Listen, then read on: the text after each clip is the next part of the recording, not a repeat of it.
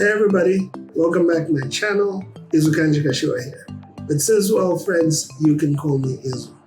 If you're new here, I talk movies, series, gaming, music, basically everything entertainment. And on days like today, I like to throw a little positivity back into the world. And if that can help even one person have a better day or have a different approach to the week, then my job here is basically done. Alright? Okay, let's get into it.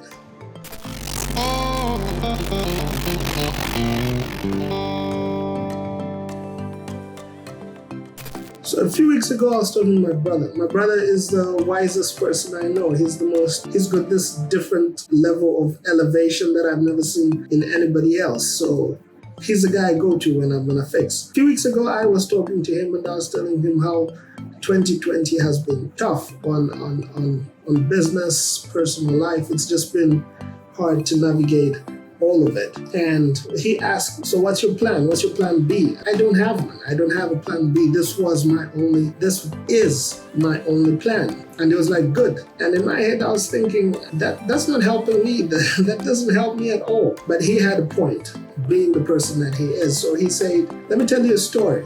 And I was, okay, let's hear it. And he started telling me this story. And he said, very long time ago, there was a general, an army general. Him and his lieutenants had planned the perfect battle. Next morning, they were going into battle with their biggest adversary, and they had worked out everything. Their plan was solid. Him and his lieutenants had worked out everything they needed to do to win this war. Okay? But when they reached the shores of this enemy land, they looked at the army and realized that this army was 10 times what they anticipated. It was 10 times as big as what they planned the previous night, and this army would crush them without a doubt. So the general huddles up with his lieutenants and said, hey guys, we got this wrong. These people are 10 times what we planned. His lieutenants tell him, we have a way out. We can get back onto our boats and sail back and regroup. The general knows the opposition army has seen their numbers. At this point, the opposition army knows they have the upper hand. So if they were to leave at this point to regroup, the army would just sail after them. They would have no way to win. The army general sits for a minute and thinks, and he realizes that his back is against the wall. But the rest of the army and his lieutenants have a bit of relaxation in them. They have a bit of hope for getting away because they have a backup plan, because they have a plan B. They can get onto those ships and sail away and regroup. So the general goes back into a huddle with his lieutenants and whispers something to them. After a few minutes, his lieutenants leave and head towards the ship. They get all sorts of excited and start burning down the ships. His army is outraged. They run to the general and say, sir, this is our only way out. What are you doing?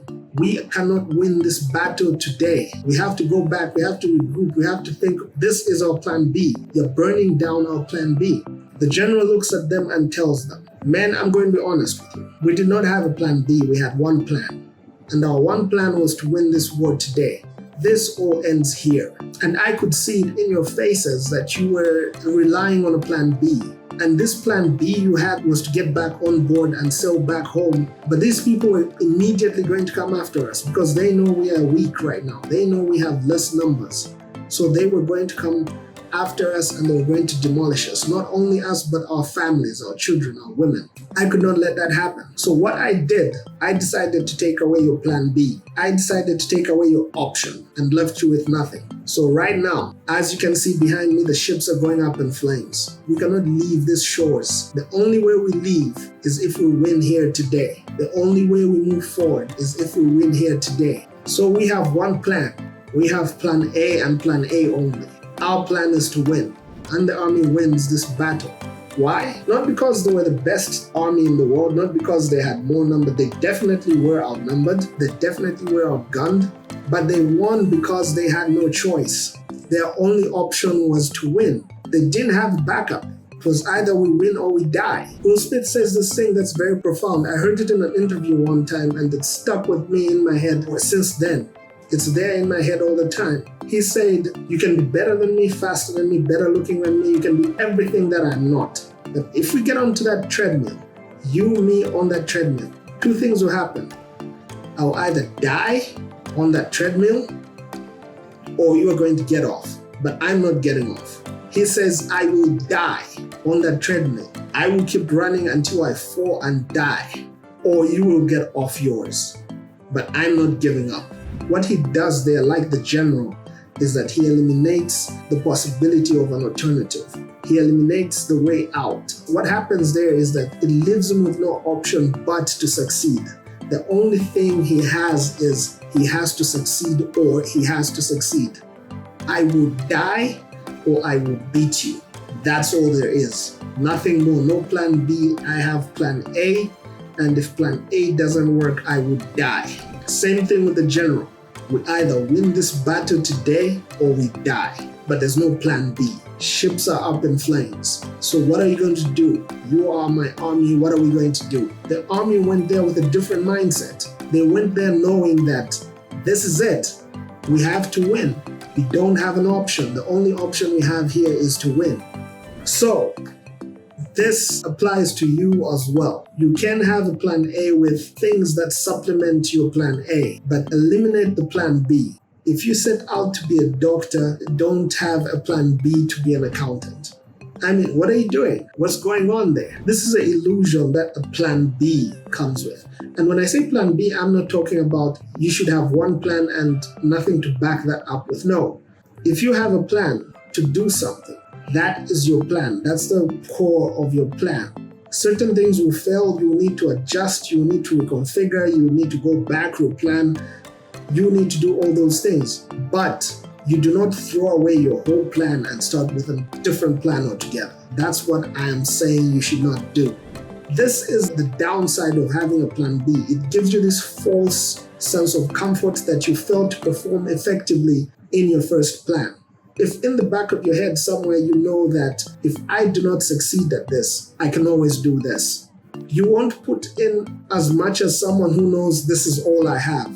If this doesn't work out, I will die. It's that, this working out or me dying.